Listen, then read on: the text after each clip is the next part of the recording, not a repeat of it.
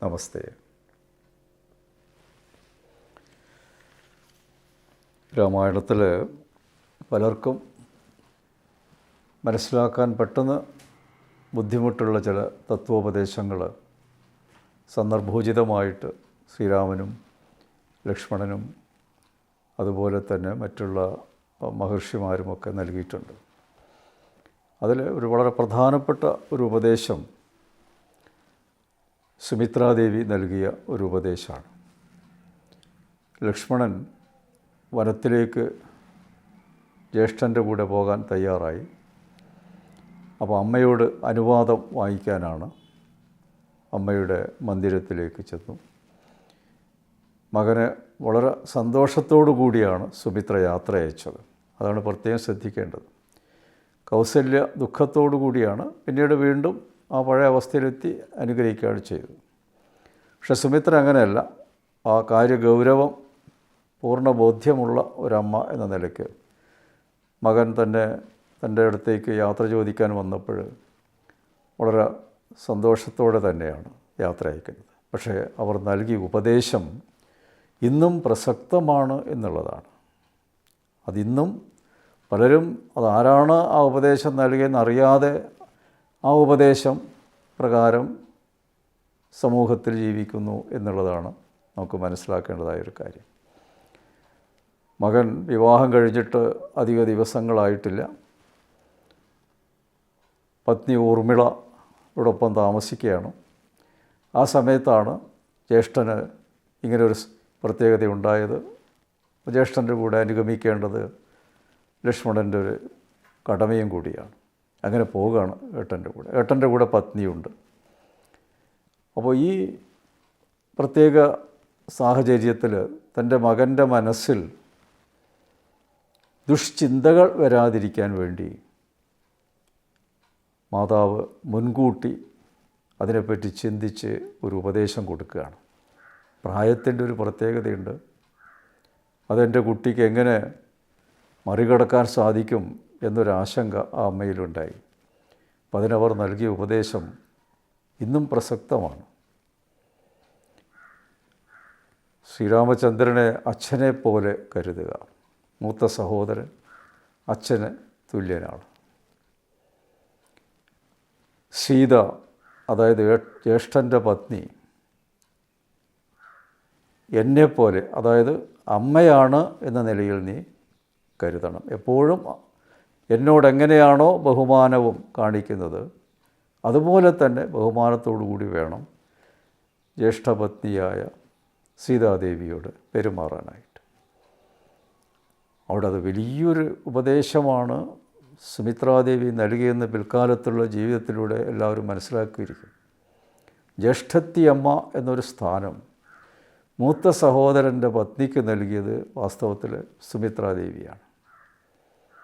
ചിലപ്പോൾ പ്രായത്തിൽ അനുജനേക്കാളും പ്രായം കുറഞ്ഞിരിക്കാം ജ്യേഷ്ഠൻ്റെ പത്നി. പക്ഷേ എങ്കിലും ഏടത്തിയമ്മ, ജ്യേഷ്ഠത്തിയമ്മ എന്ന് തന്നെ വിളിക്കണം എന്ന ആ ഒരു തത്വം ലോകത്ത് ആദ്യമായി അവതരിപ്പിച്ചത് സുമിത്രാദേവിയാണ്.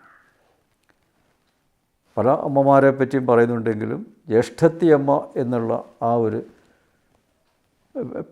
സ്ഥാനം മൂത്ത സഹോദര പത്നിക്ക് നൽകുന്നത് സുമിത്രാദേവിയാണ്. ആ നിലയിൽ പെരുമാറണം എന്ന് പറഞ്ഞു.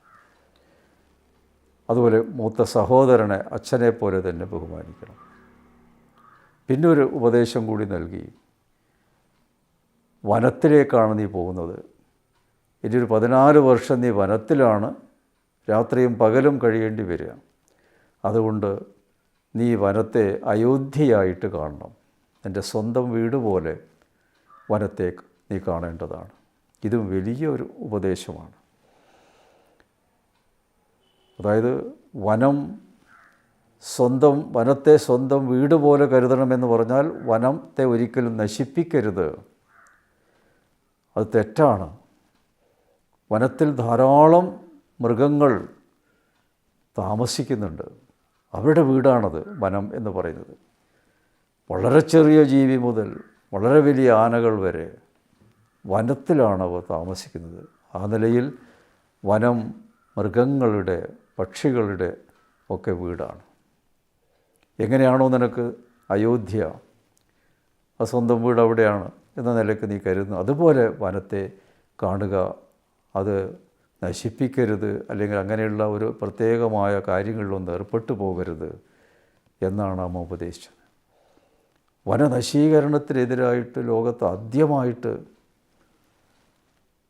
പ്രത്യേകമായി പരിഗണിക്കപ്പെടാനുള്ളൊരു ഉപദേശം നൽകിയത് സുമിത്രയാണ്.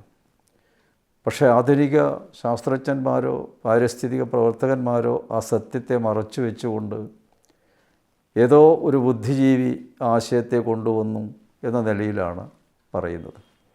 പക്ഷെ രാമായണം പഠിച്ചവർക്കറിയാം വനത്തിനെ പറ്റിയുള്ള ആ ഗൗരവമായ ചിന്ത ആദ്യമായിട്ട് നൽകിയത് സുമിത്ര ദേവിയാണ്. വനമില്ലെങ്കിൽ പക്ഷിമൃഗാദികൾ എവിടെ താമസിക്കും? ഇതിപ്പോൾ അത് വലിയൊരു പ്രശ്നമാണ്. എല്ലാ വനങ്ങളും വെട്ടി വെളുപ്പിച്ച് അവിടെയൊക്കെ മനുഷ്യർ കടന്ന് താമസിക്കുകയാണെങ്കിൽ, വനം കയ്യേറി താമസിക്കുകയാണെങ്കിൽ മൃഗങ്ങൾക്ക് എവിടെയാണ് രക്ഷ? ഇന്നിപ്പോൾ നാട്ടിലേക്ക് ആനകൾ ഇറങ്ങുന്നതിനെപ്പറ്റി മുറവിളി കൂട്ടുന്നുണ്ട് നമ്മൾ. പുലികൾ വരുന്നതിന് മുറവിളി കൂട്ടുന്നുണ്ട്. അതുപോലെ മറ്റുള്ള ജീവികളൊക്കെ വരുമ്പോൾ മുറവിളി കൂട്ടുന്നുണ്ട്. പക്ഷേ അവരുടെ എന്തുകൊണ്ട് ആ മൃഗങ്ങളൊക്കെ വരുന്നു നാട്ടിലേക്ക് എന്ന് നമ്മൾ ചിന്തിക്കുന്നുണ്ടോ? അവരുടെ വീട് അത് നമ്മൾ കയ്യേറിയിരിക്കുകയാണ് മനുഷ്യൻ. അപ്പോൾ സ്വാഭാവികമായിട്ട് മൃഗങ്ങൾ മനുഷ്യൻ്റെ ഇടവും കയ്യേറും എന്നുള്ള പ്രകൃതിയുടെ ഒരു നിയമമാണ് ഇവിടെ നടപ്പിലായിക്കൊണ്ടിരിക്കുന്നത്. വന്യമൃഗ ശല്യം ഇല്ലാതാകണമെങ്കിൽ വനങ്ങൾ അതേപടി നിലനിർത്തുക തന്നെ വേണം, യാതൊരു സംശയമില്ല. ആ ഒരു അവബോധം മനുഷ്യരുണ്ടാക്കിയത് സുമിത്രാദേവിയാണ്. ആ സുമിത്രാദേവിയെ ലോകം ഒരിക്കലും മറക്കില്ല എന്നതാണ് അതിൻ്റെ പ്രത്യേകത. അത് ഈ 3 ഉപദേശവും നൽകി മകനെ അനുഗ്രഹിച്ചു. ഗച്ഛതാത യഥാസുഖം എന്നാണ് പറഞ്ഞത്. ആ വാക്ക് സംസ്കൃത വാക്കാണ്. അത് അതേപോലെ തന്നെയാണ് എഴുത്തച്ഛൻ അധ്യാത്മരാമായണത്തിലും രേഖപ്പെടുത്തിയിരിക്കുന്നത്. ഗച്ഛതാത, താത എന്ന് പറഞ്ഞാൽ മകൻ എന്നർത്ഥമുണ്ട്, അച്ഛൻ എന്ന അർത്ഥവും അതുപോലെ മകൻ എന്ന അർത്ഥവുമുണ്ട്. അതുകൊണ്ട് മോനെ നീ പോയിട്ട് വരുമോ? ആ യാത്ര അയക്കുമ്പോൾ പറയേണ്ട വാക്കുകൾ നമ്മൾ എത്ര പേര് ഓർക്കുന്നുണ്ട്? പോകൂ എന്ന് പറയുന്നതും പോയിട്ട് വരൂ എന്ന് പറയുന്നതും തമ്മിൽ വ്യത്യാസമുണ്ട്. അതുപോലെ യാത്ര ചോദിക്കുമ്പോൾ ഞാൻ പോയിട്ട് വരട്ടെ എന്ന് പറഞ്ഞിട്ട് ആണ് നമ്മൾ യാത്ര ചോദിക്കുന്നത്. ഞാൻ പോട്ടെ എന്ന് പറയരുത്. അതൊക്കെ ഈ രാമായണത്തിൽ നിന്നല്ലാതെ വേറെ എവിടെ നിന്ന് നമുക്ക് കിട്ടുക? അത് വേറെ ഏതെങ്കിലും നിയമപുസ്തകങ്ങളിലൊന്നുമില്ല. ഇതൊക്കെ കുട്ടിക്കാലത്ത് രാമായണവും അതിൻ്റെ കഥയും കേൾക്കുമ്പോഴാണ് കുട്ടികൾക്ക് ആ അവബോധം മനസ്സിൽ അവരറിയാതെ ഉണ്ടാവുന്നത്. ഈ കാരണത്താലാണ് ആ സുമിത്രയുടെ ഉപദേശം പ്രസക്തമായതും അതിന്നും നിലനിൽക്കുന്നതും. നമസ്തേ.